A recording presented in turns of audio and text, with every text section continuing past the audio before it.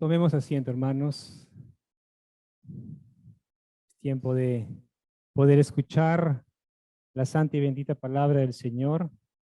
Le damos gracias a Dios por todas las cosas. Le damos gracias al Señor por la bendición que tenemos de poder alabar y escuchar su palabra de manera presencial. También le doy gracias al Señor por las personas nuevas que nos están acompañando o que nos están visitando por primera o segunda vez. Espero que hayan estado siguiendo nuestro estudio del libro de Apocalipsis a través de las redes sociales. Ya vamos en el capítulo 9 de este fascinante libro. Y digo fascinante porque realmente lo es. El libro de Apocalipsis nos permite conocer más acerca de Cristo y de su iglesia en el cielo y en la tierra. Y cuando hablo de su iglesia en el cielo, me refiero a los creyentes que ya partieron de este mundo y que ahora mismo están en la presencia de Dios.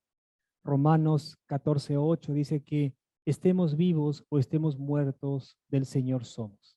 Así que estemos aquí o estemos allá, de Cristo somos, hermanos. La palabra, la palabra Apocalipsis, de donde proviene el nombre de este libro, es un término griego que significa revelación.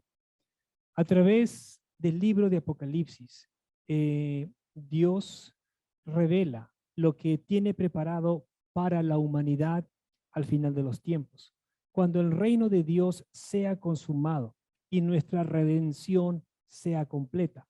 Y cuando hablo de nuestra redención, me refiero a nuestra salvación.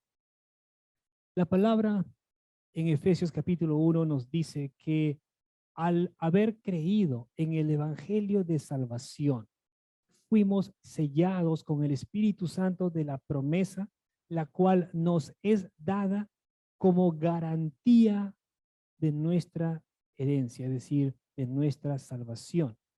Y nosotros sabemos que cuando uno viene a Cristo, cuando uno cree en Él, somos adoptados como hijos de Dios.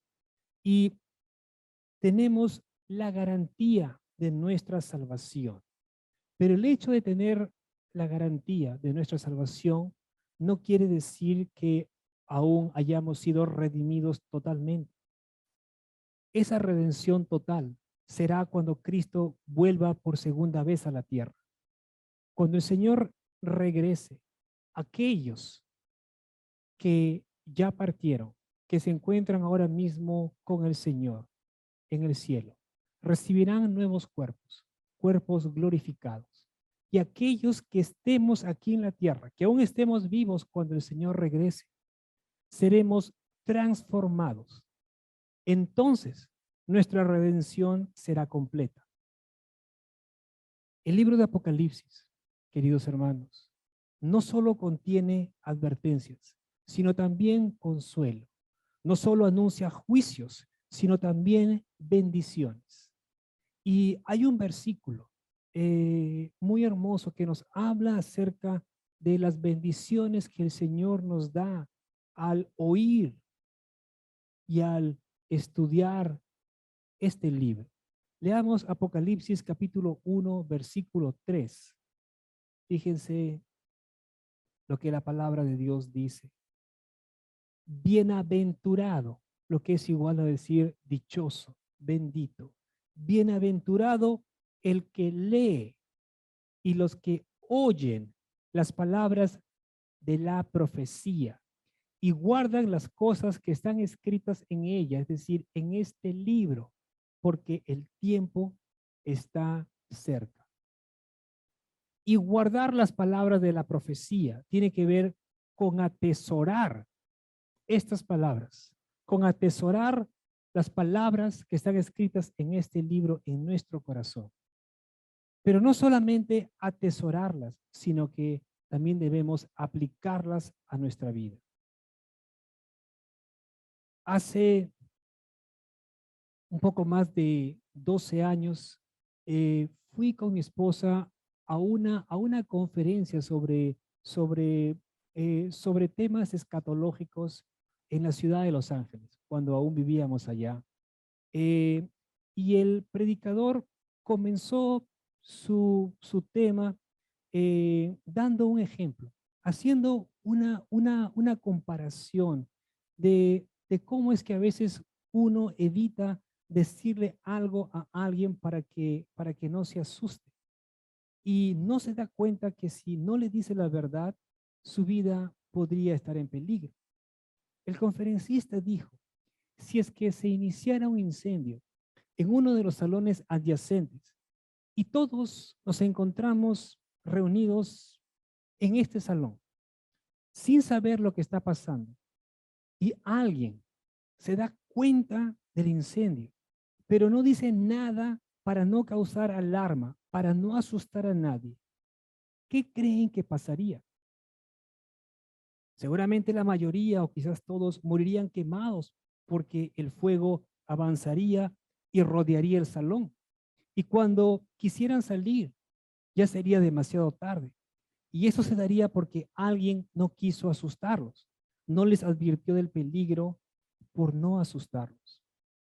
Si esa persona que vio el fuego les hubiera informado del peligro, aunque les haya causado un gran susto, ellos se hubiesen podido salvar.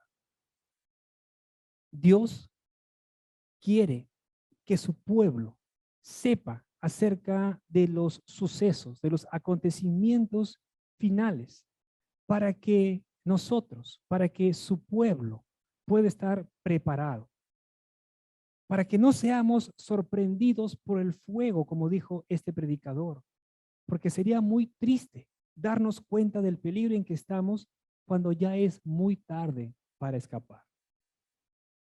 En la última prédica que compartí acerca de este libro, hablé acerca del último ay, acerca de la quinta trompeta. El día de hoy vamos a hablar acerca del segundo ay, acerca del toque de la sexta trompeta. Vayamos al pasaje que vamos a estudiar esta mañana. Apocalipsis capítulo 9. Leamos los versículos del 13 al 16. Apocalipsis capítulo 9, versículos del 13 al 16.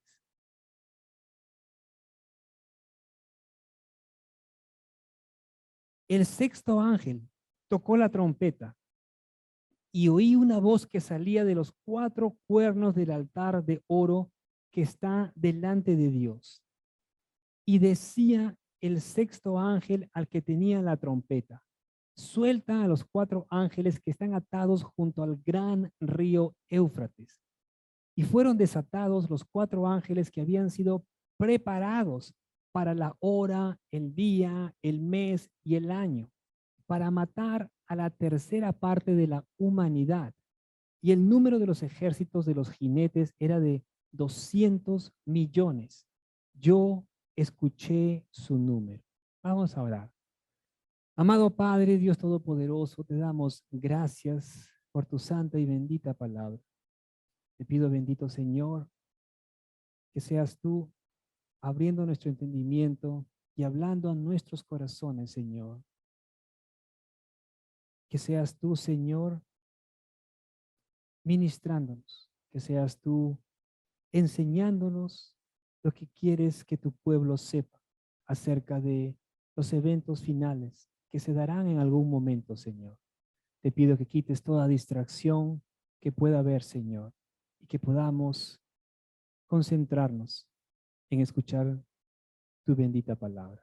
Te damos gracias por todo, amado Padre, en el nombre de Cristo Jesús, nuestro Señor y Salvador. Amén y amén. Todos sabemos la situación difícil en que la humanidad se encuentra en estos momentos. Y también podemos ver cómo es que la maldad aumenta cada día en todo el mundo. Y aunque muchos quisieran pensar que el mundo va hacia adelante, la realidad es todo lo contrario. El mundo cada vez es más depravado. Vemos cada vez más maldad, más corrupción. Pero todas estas cosas todo lo que, todo lo que podríamos ver o lo que estamos viendo no nos debería sorprender. La palabra dice en 2 Timoteo capítulo 3 que en los últimos días vendrían tiempos difíciles y que los hombres en los postreros tiempos serían, sería- serían amadores de sí mismos, serían ávaros, serían jactanciosos, soberbios, crueles y que odiarían lo que es bueno. ¿Se pueden imaginar que si las cosas están así ahora, cómo será después? Dios, desde el inicio, ha querido y quiere la salvación de todos los hombres. Y por amor a los hombres es que envió a su Hijo unigénito al mundo para salvarnos de la condenación eterna. Pero el hombre, a través de los siglos, le ha dado la espalda a Dios. Los hombres se han envanecido en sus propios razonamientos. Y el resultado de eso es lo que ahora vemos en la sociedad. Y mientras que el mundo siga dándole la espalda a Dios, las cosas irán cada vez de mal en peor. Leamos Apocalipsis capítulo 8, versículo 13. Este es el último versículo del capítulo 8. Esto es antes del toque de la quinta trompeta. Leamos. Entonces miré y oí volar a un águila en medio del cielo que decía a gran voz: ay, ay, ay de los que habitan en la tierra a causa de los toques de trompeta que faltan, de los que los otros tres ángeles están por tocar. Nosotros ya vimos el primer ay, vimos lo que sucedió tras el toque de la quinta trompeta. Vimos cuando salieron langostas del pozo del abismo. Hoy estaremos viendo el segundo ay, que es incluso más fuerte que el primero, ya que este castigo o esta plaga viene sobre la humanidad. La palabra ay tiene que ver con lamento. Y ese lamento es porque algo fuerte, algo terrible está por acontecer. El versículo 13 del capítulo 9 dice al inicio que el sexto ángel tocó la trompeta y Juan oyó una voz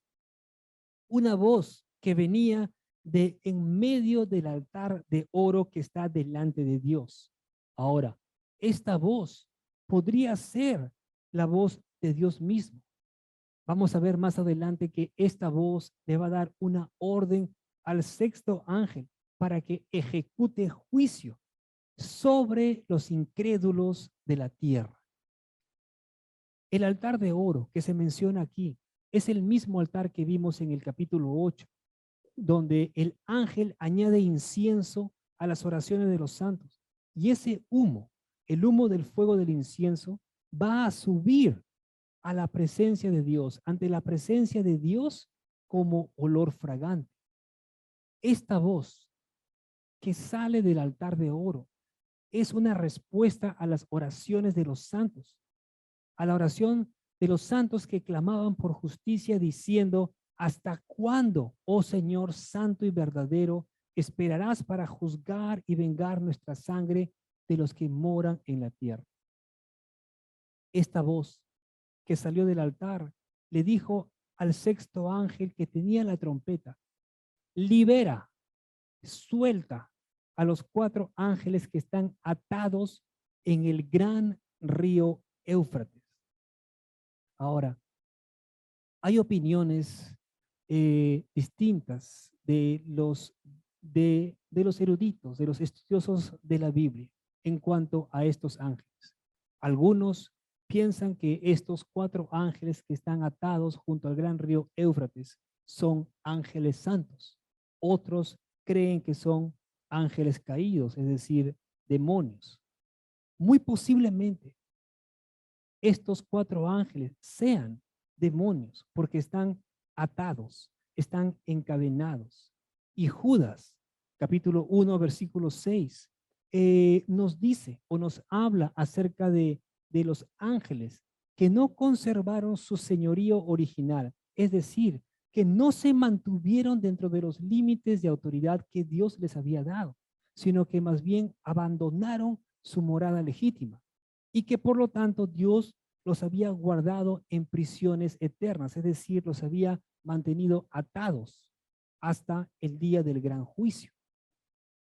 Por otro lado, la expresión el gran río Éufrates se menciona varias veces en el Antiguo Testamento. El gran río Éufrates es el lugar de donde tradicionalmente los enemigos del pueblo de Dios avanzaban hacia la tierra de Israel. El gran río Éufrates también es reconocido como el extremo este, como el extremo oriental del territorio de Israel. Y en otra época, el río Éufrates constituyó el límite oriental del Imperio Romano. Desde allí, desde las márgenes del gran río Éufrates, posiblemente partirá la gran invasión de los reyes del Oriente que culminará en la batalla final, en la batalla de Armagedón. Leamos Apocalipsis capítulo 16, versículo 12. Es un capítulo que vamos a estudiar más adelante, quizás en unas semanas o un poquito más. Apocalipsis 16, versículo 12. La palabra dice, el sexto ángel derramó su copa sobre el gran río Éufrates. Acá se menciona nuevamente este lugar. Y sus aguas, dice, se secaron para que fuera preparado el camino para los reyes del oriente. ¿Ok? Para los reyes del oriente. Estos son los gobernantes de los países del mundo occidental. La batalla final, donde las naciones del mundo serán reunidas, se va a dar entre las naciones del mundo occidental y las naciones del oriente. Y fíjense que desde mucho tiempo atrás, y vemos que hoy en día aún más fuerte, el mundo occidental busca unificarse. En otras palabras, formar un gobierno mundial. Pero la idea de un gobierno mundial o de un nuevo orden mundial genera miedo y rechazo de parte de mucha gente. Y es por eso es que ya no se utiliza ese término. Hoy en día, a lo mejor ustedes han escuchado, se habla acerca de un nuevo inicio. Se habla acerca de el gran reseteo. Y ese es el plan que el Foro Económico Mundial tiene en mente. El gran reseteo. Y para poder lograr ese cambio que están buscando, necesitan que las economías del mundo se desplomen. Necesitan hacer cambios radicales para poder llevar a cabo el plan que tienen. Ahora, una vez que esto se dé, se levantará un personaje que veremos también más adelante, cuando lleguemos al capítulo 13, el anticristo. El anticristo surgirá del cuarto imperio mundial, es decir, del imperio romano transformado, como vimos cuando estudiamos el libro de Daniel, más específicamente el capítulo 2. En el capítulo 2 vimos el sueño del rey Nabucodonosor, el rey de Babilonia. En ese sueño, el rey vio una gran estatua de oro y vio las distintas partes de esta estatua. La cabeza representaba el imperio babilónico, donde él era el rey en ese momento. Y vemos que su pecho y brazos era el segundo imperio mundial, su vientre y muslos era el tercer imperio mundial, y sus piernas y pies representaban el cuarto imperio mundial. Y este cuarto imperio mundial, que fue o es el imperio romano, nunca fue derrocado por otro imperio y tampoco desapareció, simplemente cambió de aspecto, de faceta. Algo que debemos saber es que los países del Oriente, o como la Biblia lo llama, los reyes del oriente no se someterán al anticristo, no se someterán a este gobierno mundial, sino que más bien pelearán contra él. Y no es que ellos tengan a Dios o tengan temor de Dios, porque no es así. Ellos simplemente tienen sus propios planes, tienen sus propios propósitos. Y ahora mismo podemos ver algo de esto con lo que está sucediendo en Europa del Este, con Rusia tratando de tomar no solamente Ucrania, porque su plan es tomar todos los países o todas las regiones que antes pertenecieron a la antigua Unión Soviética. Y no nos sorprendamos si pronto China hace lo mismo, si China toma Taiwán, porque también dentro de sus planes está tomar Taiwán, esta isla. Leamos los versículos 15 y 16 de Apocalipsis capítulo 9. Y fueron desatados los 4 ángeles que habían sido preparados para la hora, el día, el mes y el año, para matar a la tercera parte de la humanidad. Y el número de los ejércitos de los jinetes era de 200 millones. Yo escuché su número, va a decir Juan. Este cuadro, este pasaje que acabamos de leer, versículos 15 y 16, es un cuadro de una guerra que abarca a todo el mundo. Estos 4 ángeles que estaban atados junto al gran río Éufrates van a ser soltados para poder actuar con toda libertad, para poder cumplir lo que se le estaba ordenando, y es acabar con una tercera parte de la población mundial. Estos ángeles solamente estaban esperando la orden para salir y realizar esta masacre. Y fíjense que el tiempo para esta acción está determinado. Aquí dice que estaban preparados para la hora, el día, el mes y el año en que este castigo caería sobre 1/3 de la humanidad. Pero ¿saben qué es lo más sorprendente de todo esto, hermanos? Es que a pesar de esta tragedia que va a suceder, los hombres no van a enmendar sus caminos. Los hombres van a seguir en sus mismas maldades. Y Juan va a decir esto en el versículo 20, que en un momento lo vamos a ver también. El versículo 20, la primera parte dice, y el resto de la humanidad, los que no fueron muertos por estas plagas, dice, no se arrepintieron. A veces uno podría preguntarse al escuchar un tema así o al escuchar el juicio de Dios que vendrá sobre este mundo. No podría decir, pero ¿por qué es que Dios permite estas cosas o por qué Dios hace todo esto? Pero si nosotros leemos y estudiamos la Biblia diligentemente, nos vamos a dar cuenta que Dios desea que todos los hombres puedan ser salvos, pero ellos no quieren, no desean la salvación, no desean recibir la gracia de Dios, sino que más bien desean mantenerse en sus pecados. Ellos desean seguir haciendo lo que quieren. Cuando nosotros entendemos la soberanía de Dios y comprendemos acerca de la justicia de Dios, veremos que si Dios castiga a estas personas es porque realmente se lo merece.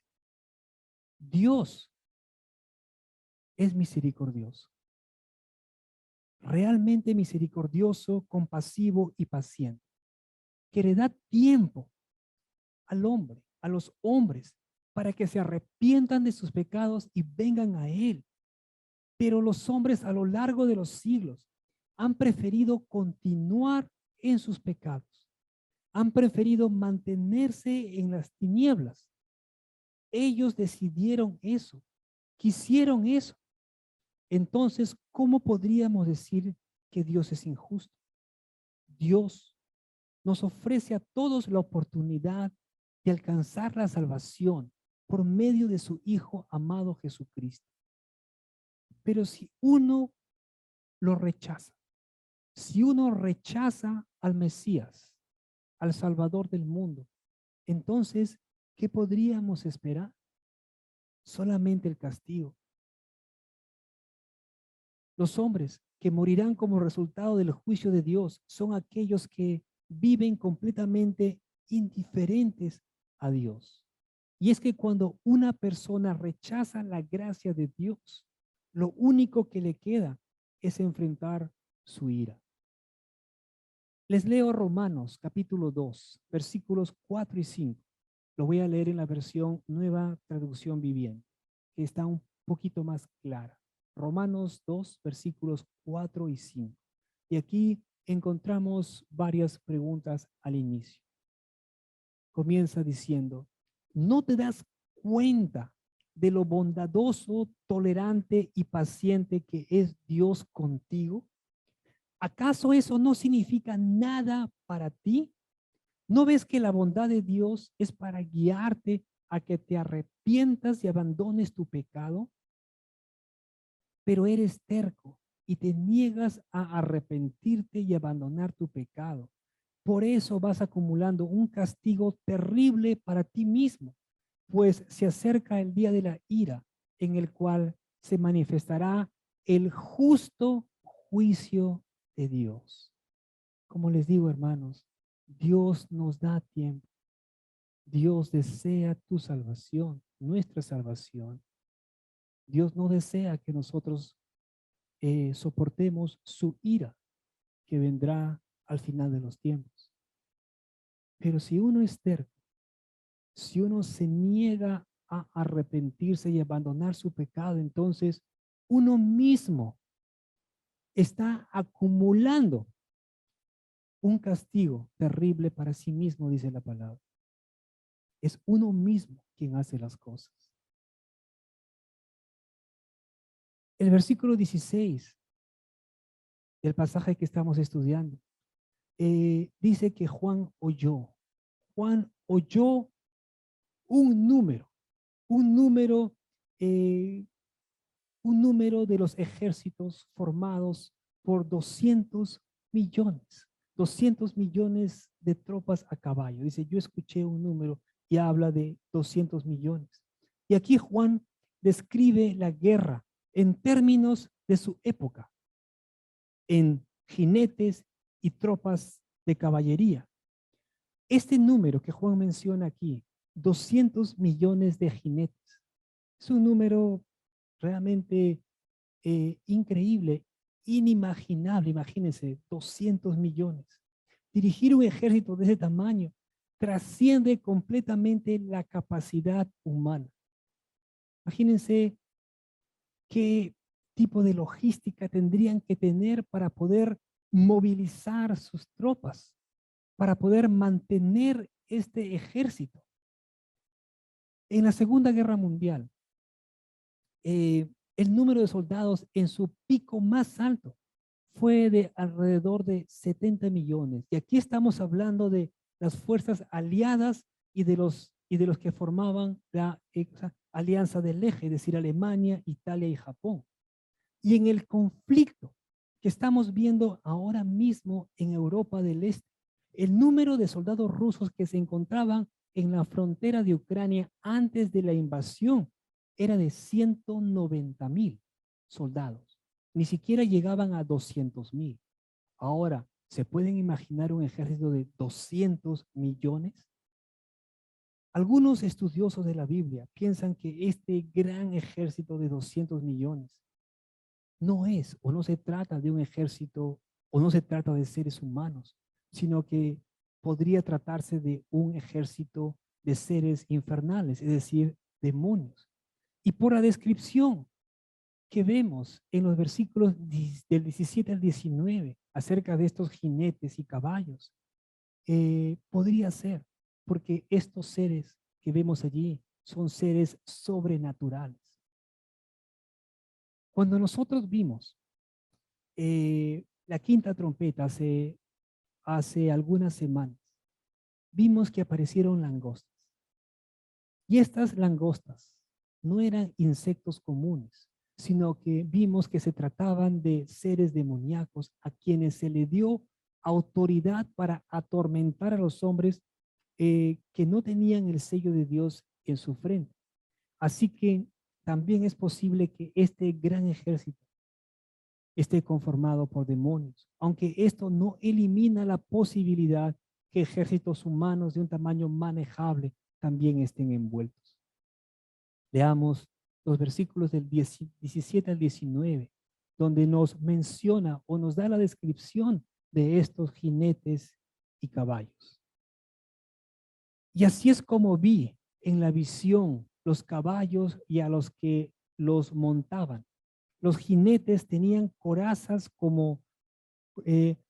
tenían corazas color de fuego, de jacinto y de azufre.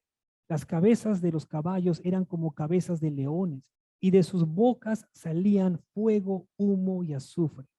La tercera parte de la humanidad fue muerta por estas tres plagas, por el fuego, el humo y el azufre que salían de sus bocas.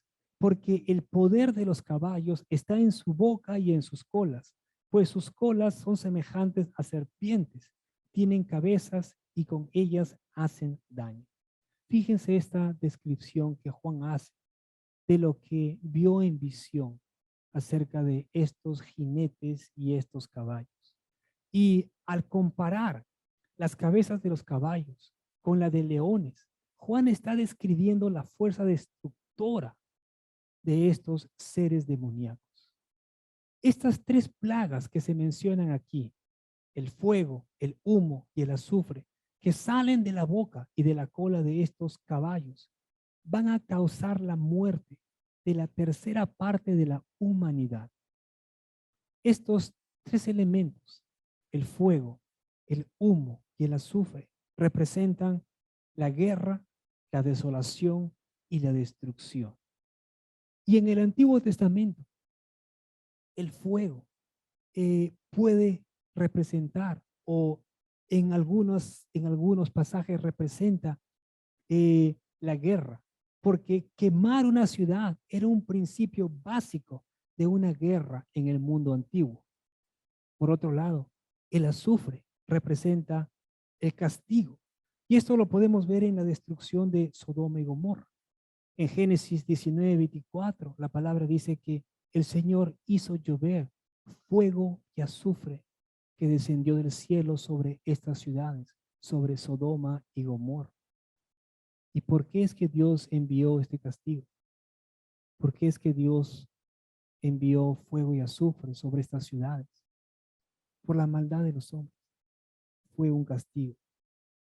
Leamos los últimos dos versículos de este pasaje que estamos estudiando, versículos 20 y 21.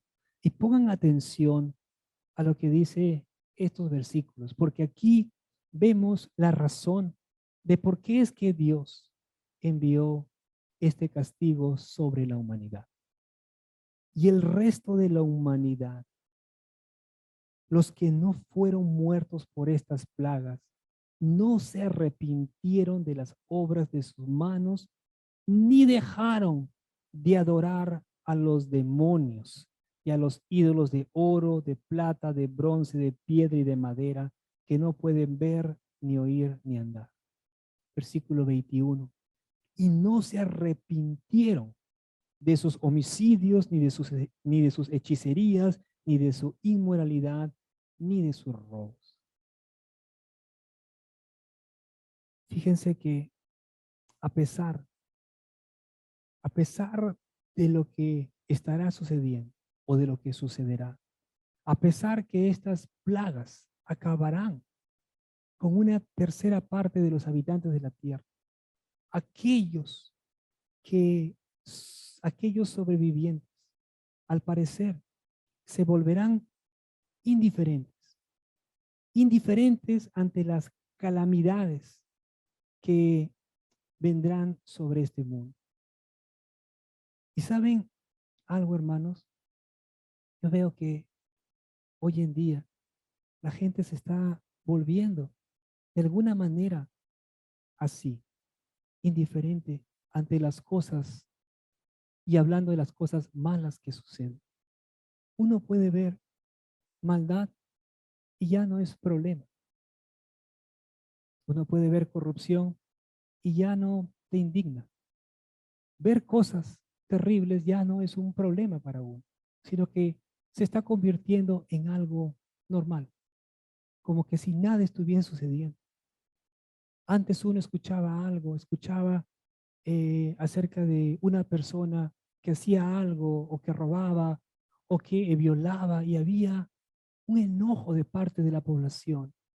Había un pesar muy fuerte. O sea, ¿cómo es posible? La gente se indignaba.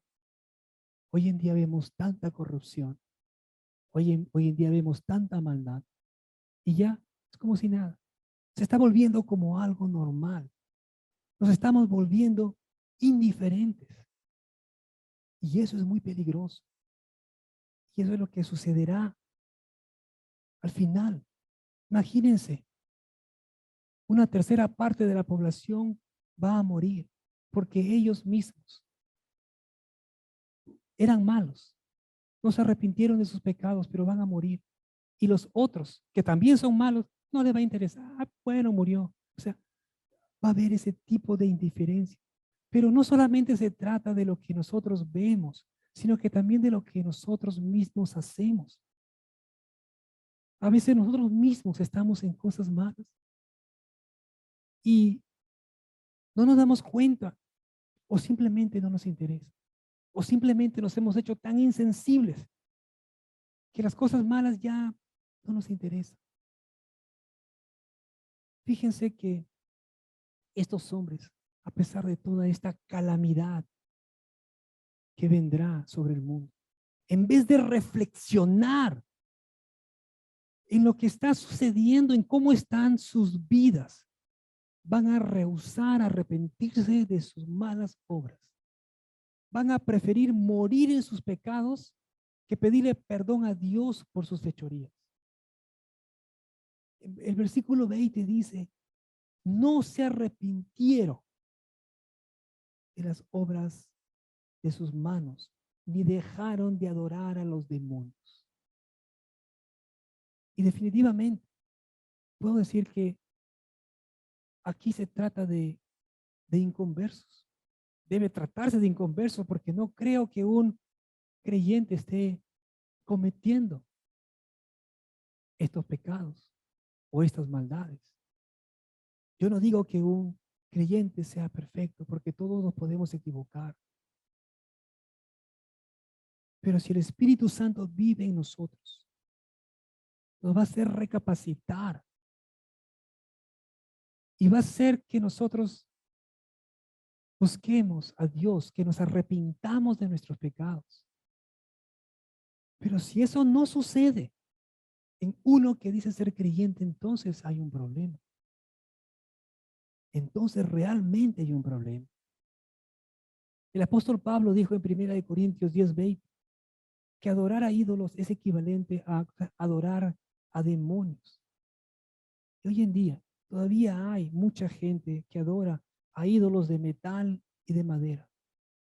Y no se dan cuenta que estos ídolos, que pueden ser de oro, de plata, de bronce, de madera, de hierro, de lo que sea, que estos ídolos no son capaces ni de ver, ni de oír, ni de andar.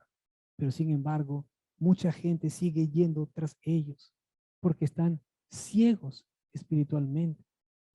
Pero la idolatría no solamente se trata de una representación de algo o alguien bajo figuras, sino que es todo aquello a que el hombre rinde pleitesía y que viene a ocupar el lugar de Dios.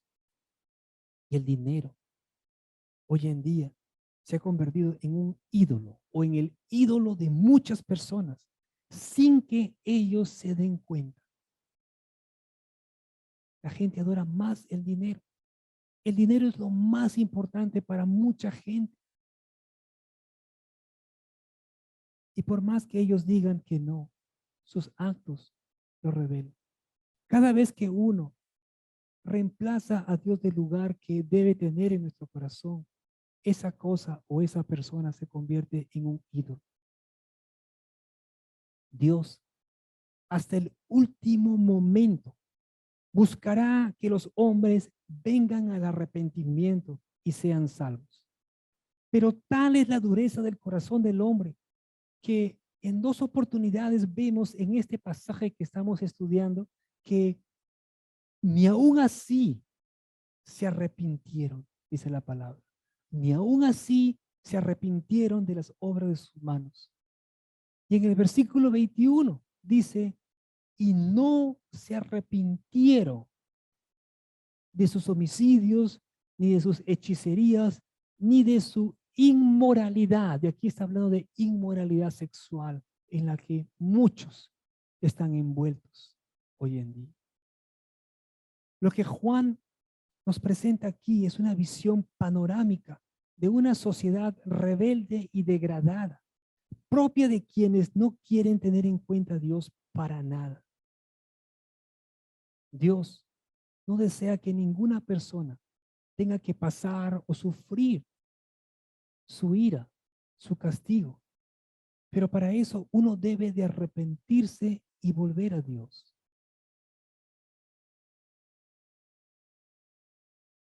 Dios es quien obra en el corazón de las personas.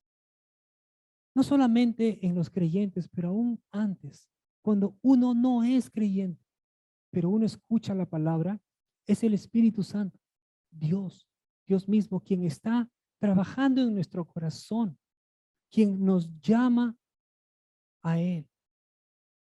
Pero cuando uno rechaza esta obra, cuando uno rechaza la obra que Dios está haciendo en nosotros, y cuando uno rechaza su palabra, o cuando su palabra y su obra son persistentemente rechazadas, entonces solamente queda el castigo. El infierno no ha sido creado para los hombres. El infierno ha sido creado para Satanás y sus demonios. Pero todo aquel que rechace la gracia de Dios para salvación va a terminar en este terrible lugar. Nosotros tenemos que darle gracias a Dios por el hecho de ser salvos, porque Él es quien tocó nuestro corazón. Él es quien nos rescató. Si no hubiese sido por Él, nosotros estaríamos en la misma condición de esta gente que estamos viendo. Estaríamos en la misma condición. Pero Dios nos llamó. Dios nos rescató. Y gracias a Dios por eso. Pero hay tanta gente allá afuera. Tanta gente. Incluso familiares nuestros, seres queridos nuestros y cercanos. Padres, hermanos, hijos, tíos, primos. Tanta gente que aún no conocen de Dios. Y nosotros debemos de orar mucho por ellos. Y más al ver los tiempos que estamos viviendo, hermanos. Más los tiempos que estamos viendo y viviendo. Que el Señor tenga misericordia de cada uno de nosotros. Que el Señor siga obrando en la vida de cada uno de nosotros y limpiándonos cada vez más. Porque acuérdense que nosotros podemos haber venido a Cristo y ser salvos. Pero todavía hay muchas cosas en nuestras vidas que necesitan ser sacadas. Hay muchas cosas que nosotros tenemos que ir dejando. Y son malos hábitos que traemos desde antes. Esos malos hábitos son los que nosotros tenemos que desechar. Que el Señor siga trabajando en la vida de cada uno de nosotros, hermanos. Y que su palabra que la palabra que estamos oyendo no sea causa de temor en nuestra vida, porque nosotros como cristianos, si somos cristianos, no debemos tener temor a esto, porque es muy posible que para este tiempo la iglesia ya esté en el cielo. Pero quienes sí deberían tener temor son todos aquellos que no tienen a Cristo en su corazón. Ellos sí deberían tener mucho temor de estas cosas.